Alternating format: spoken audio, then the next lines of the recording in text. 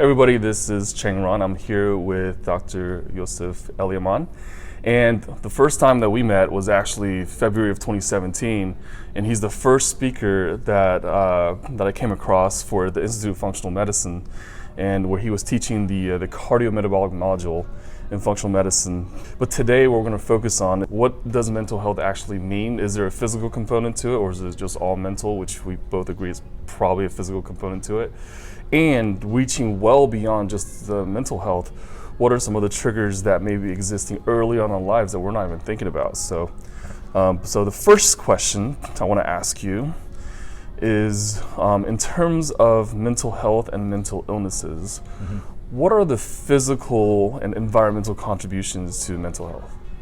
So from a functional medicine approach, we do something called, where we look at, as you're aware, the functional medicine matrix. Right. And it's showing that you can have biochemical imbalances and they can throw off your psychological spiritual state, but you can also, the psychological spiritual state can cause biochemical changes and physical changes. I don't know if that's what you were getting at, or? Yeah, absolutely.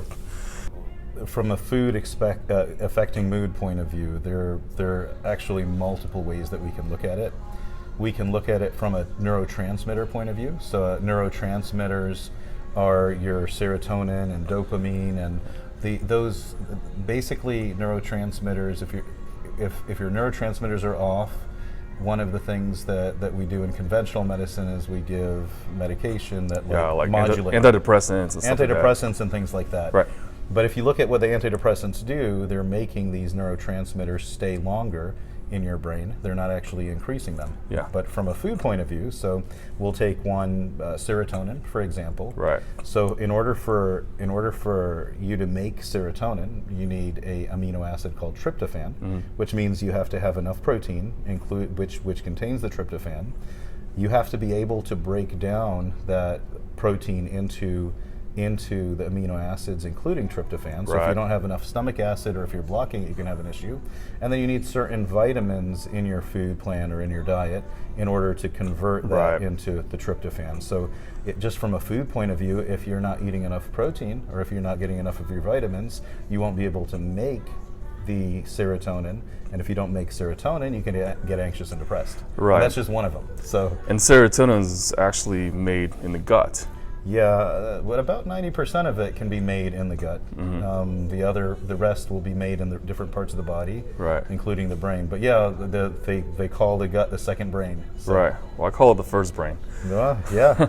Well, there's more neurons, I think, in the microbes that are in the gut. There's in our entire peripheral nervous system.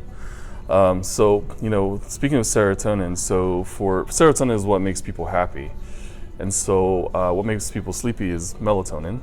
Right. And so melatonin is actually made from serotonin. So you have the depressed and anxious and insomniacs, right? But the underlying issue is still the absorption of that tryptophan from the diet and converting it using components of micronutrients from other foods into 5-HTP, and then ultimately that becomes serotonin in the brain, right? Right. And let me talk about the melatonin. So you mentioned the melatonin. So serotonin becomes melatonin, and without melatonin, you don't sleep properly. Right. When you sleep, that's actually when you make your serotonin. So you end up in this vicious cycle to where you can't sleep, and if you can't sleep, you can't make those neurotransmitters, even if you had adequate food plan, an adequate diet, and then it's a vicious cycle. Low serotonin, low melatonin, low sleep, and then it becomes a perpetual cycle. And your metabolism can become all over the place if you don't get the adequate sleep, right? Absolutely. Okay. 25% risk of all types of mortality or all types of death if you don't get adequate sleep. So. Gotcha. Yeah. So, it's important to eat the food and have the tryptophan, but it's not all about protein, right? Right. There's other things that we have to consume for tryptophan to even turn into that serotonin so it can have the neurotransmitter effect on us. Right. What are those things that need to be consumed? So definitely vitamins and minerals. And with your vitamins, we like looking at the B vitamins in particular. Out of your B vitamins, some people, their B vitamins need to be in the activated form. And the example is B6. B6 is one of the things that is needed to make those neurotransmitters, including the tyrosine. So B6 needs to be activated to a vitamin called P5P. And what we'll do, like in functional medicine, is sometimes we'll give people the activated form because they get the inactivated form out of food. There's folate, which is the natural form of folic acid that needs to be activated into methylfolate. There's B12 that needs to be activated, and also riboflavin that needs to be activated. So you need those B vitamins that need to be activated. But I think what a lot of people end up forgetting about is those phytonutrients. Yes. And phytonutrients, that's the different colors in the fruits and vegetables that actually have healing properties in them. And when we eat all of these processed foods, we're not going to get the right amount of phytonutrients. And when we eat non-organic foods or foods that have a high amount of pesticide, that may be counteracting some of that effect. Oh yeah, pesticides are a whole new category we can dive hours into about. Right. But sticking with the food for right now, so there's those micronutrients, and of course there's the phytonutrients that are contained within the food. So I think, in human development, humans were trichromatic, meaning that we see 3 ranges of colors. Carnivores are usually dichromatic. They usually see a much narrower 2 range of colors. And so the trichromatics are usually towards the omnivores and the herbivores. So we're actually made to see a lot of these colors. And so we can actually pick out foods from really far away, zone in, pick out the food. That's what we did well before grocery stores existed, right? And so, I think nature allows us to choose micronutrients, not saying, oh, this has B6, this has B5. It's like, hey, these are the colors that we actually need. So naturally we consume that into our body.